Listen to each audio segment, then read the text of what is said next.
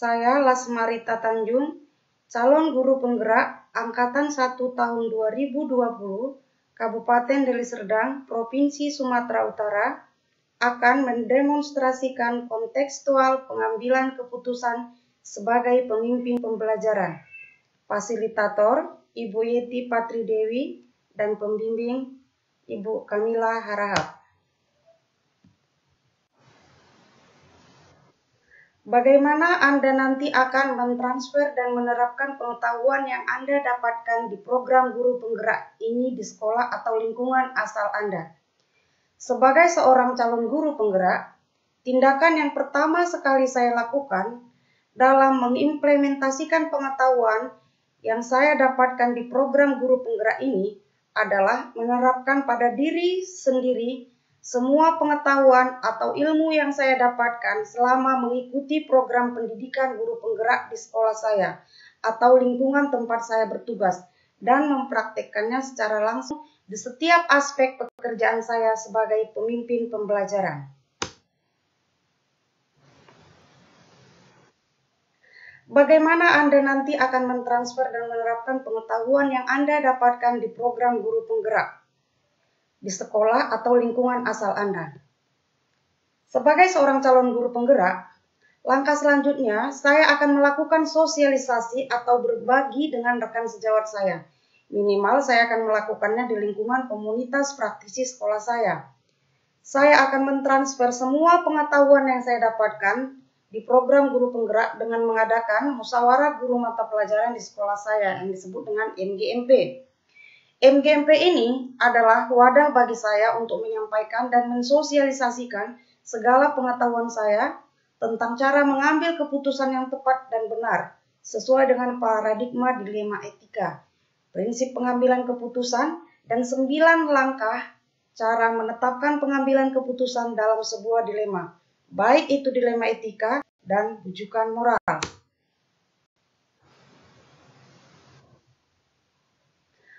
Pertanyaan yang kedua, apa langkah-langkah awal yang Anda lakukan untuk memulai mengambil keputusan berdasarkan pemimpin pembelajaran?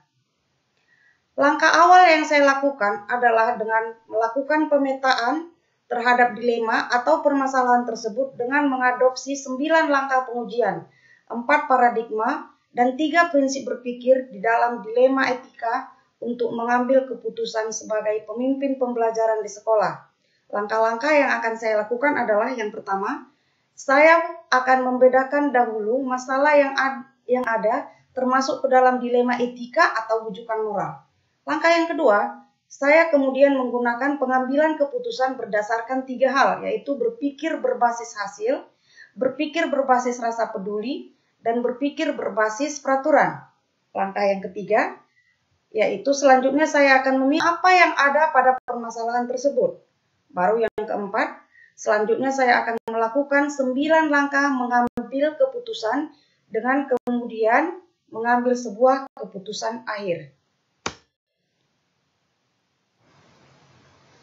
Langkah-langkah awal yang saya lakukan atau menentukan prinsip yang saya gunakan. Pertama sekali adalah melakukan analisis studi kasus, berpikir berbasis peraturan atau yang dikenal dengan role-based thinking, di mana setiap peraturan merupakan serangkaian yang dapat mengikat setiap individu tanpa terkecuali agar dapat berada dalam koridornya dalam mencapai tujuan yang diharapkan. Prinsip yang ketiga itu adalah berpikir berbasis rasa peduli atau care-based thinking, di mana dalam kasus ini rasa peduli akan masa depan siswa dengan beberapa pertimbangan yang dilihat dari prestasi siswa. Dan yang terakhir adalah berpikir berbasis hasil akhir atau end-based thinking. Yang terakhir adalah 9 langkah pengambilan keputusan dan pengujian keputusan pada studi kasus. Langkah yang pertama dari yang ke-9 menentukan keputusan itu adalah yang pertama, nilai-nilai yang saling bertentangan dalam studi kasus. Yang kedua, mempertimbangkan pihak yang terlibat. Yang ketiga, memperhatikan fakta-fakta yang relevan. Yang keempat, melakukan pengujian benar lawan benar dengan melakukan uji legal, uji regulasi, uji intuisi, uji halaman depan koran, uji panutan atau idola. Langkah yang kelima adalah paradigma yang terjadi, Nomor 6, paradigma yang dipakai dalam penyelesaian dilema. Yang ketujuh, melakukan investigasi opsi trilema. Sedangkan yang kedelapan adalah menentukan keputusan yang diambil. Yang kesembilan yang terakhir adalah merefleksikan dari keputusan yang diambil.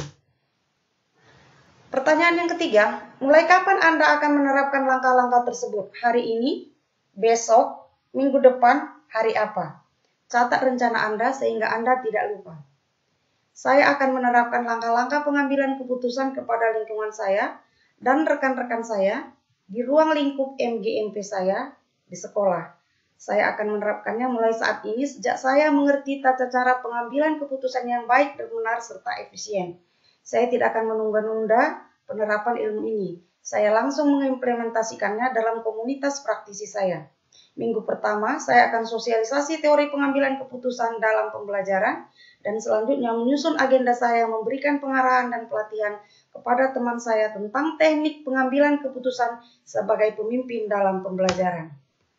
Dan yang terakhir, yang keempat adalah siapa yang akan menjadi pendamping Anda dalam menjalankan pengambilan keputusan sebagai pemimpin pembelajaran? Seseorang yang akan menjadi teman diskusi Anda untuk menentukan apakah langkah-langkah yang Anda ambil telah tepat dan efektif. Untuk menjawab pertanyaan ini, dalam kegiatan ini saya akan meminta pendampingan dari kepala sekolah saya. Saya merasa kepala sekolah bisa membantu saya dalam hal ini. Selain sebagai tutor, bagi saya juga banyak pengalaman yang saya dapatkan dari kepala sekolah terkait pengambilan keputusan ini. Di samping itu juga saya akan mengajak komunitas praktisi yang sudah saya bentuk. Rekan sejawat sesama guru, orang tua, dan bahkan murid-murid juga sangat penting menjadi pendamping saya, agar kelak keputusan yang saya ambil menjadi lebih bermanfaat. Selain itu, saya juga akan mengajak teman CGP dari kelas B untuk berdiskusi dan untuk mendampingi kegiatan ini. Dengan adanya teman CGP yang telah paham dan mengerti tata cara pengambilan sebuah keputusan, akan memudahkan saya dalam mengembangkan kemampuan saya dalam mengambil keputusan. Demikianlah jurnal monolog dari saya, Lasmarita Tanjung, 5 CGP Provinsi Sumatera Utara. Assalamualaikum warahmatullahi taala